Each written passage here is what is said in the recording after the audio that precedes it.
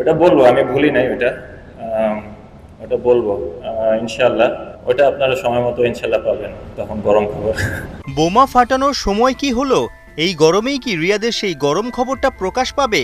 গেল বছর দিল্লিতে আন্তর্জাতিক টি-20 থেকে অবসরের ঘোষণা দেওয়ার সময় আক্ষেপ নিয়ে ওই কথা বলেছিলেন। মাস 5 বাদে 12 মার্চ সোশ্যাল প্ল্যাটফর্মে ওডিআইয়ের পার্ট চুকানোর বার্তাও দিয়ে দিলেন।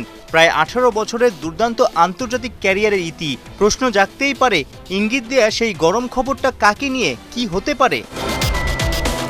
দুয়ে 4 মিলে যেতে পারে সপ্তাহখানেক আগে খেলাযোগে ইমরুল কায়েসের দেয়া ইন্টারভিউতেই। আমি রিয়াদ ভাইয়ের সাথে বিফোর ওয়ার্ল্ড কাপ আমি যখন ওর সাথে মোহামেডান টিমে ছিলাম, আমি দেখেছিলাম রিয়াদ ভাই যে কতটা ফ্রাস্ট্রেশনে ছিল ওয়ার্ল্ড কাপে যাওয়ার জন্য।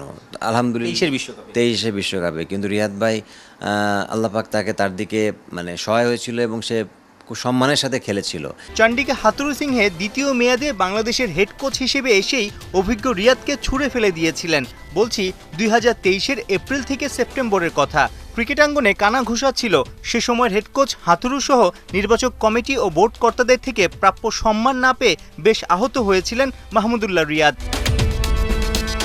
যদিও সাইলেন্ট কিলারের জায়গায় তরুণরা ব্যর্থ হওয়ায় ভারত বিশ্বকাপের দলে রিয়াদকে নিতে বাধ্য হয় বিসিবি।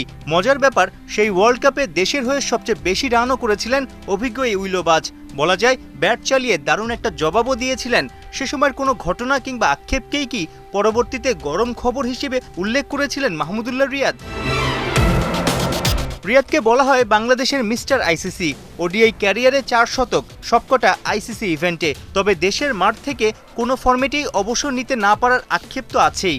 2021-এ হারারে টেস্টের মাঝপথেই গুড বাই জানান সাদা পোশাককে। শেষ টি-20 খেলেছেন ভারতের হায়দ্রাবাদে। 50 ওভারের শেষটা পাকিস্তানের রাওয়ালপিন্ডিতে।